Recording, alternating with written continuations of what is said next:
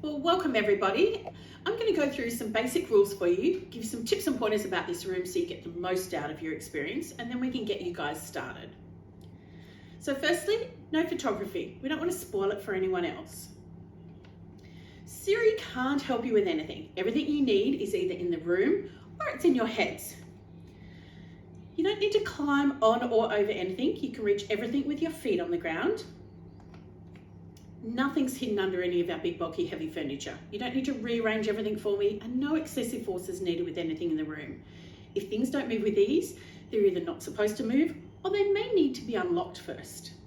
And lastly, our logo means things are not part of the game. In your room it's really simple. It's on one fuse box and some PowerPoints. Everything else is fair game for you. So the different types of locks we have in our room, our standard ones line up with a little dash in the middle and then just pull down to open. We also have these. They line up with the indentation across the middle, and we've actually painted the one in your room in red so you know which side it goes into. Line it up between the red markers. It can be letters or numbers, and then just pull down to open. The only other one you'll find is a directional lock. So you're just going to push the button in the direction you think it needs to go. So you're looking for a series of movements to open the lock. The trick with this padlock though is to double click the top in to reset it.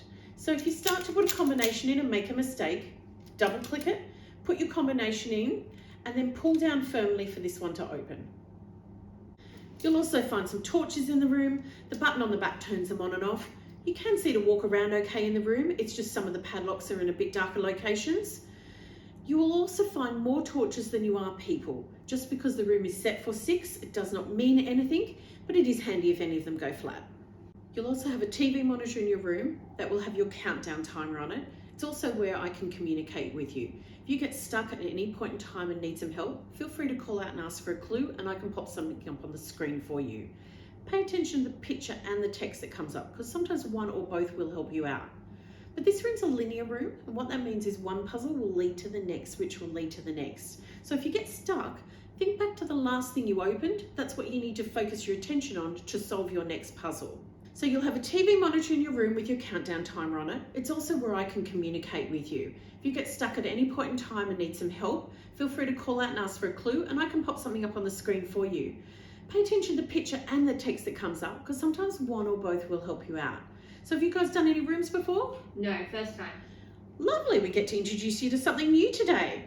Well, being your first time, it's going to take you about 10 minutes for your brain to get trained to know what you're looking for. So don't be surprised if I jump in with a few clues to help you out and just guide you in the right direction. Once you understand what's going on, I'll be able to back off with those clues. But at any point in time, if you get frustrated, just call out and ask for a hint and I'll pop something up for you.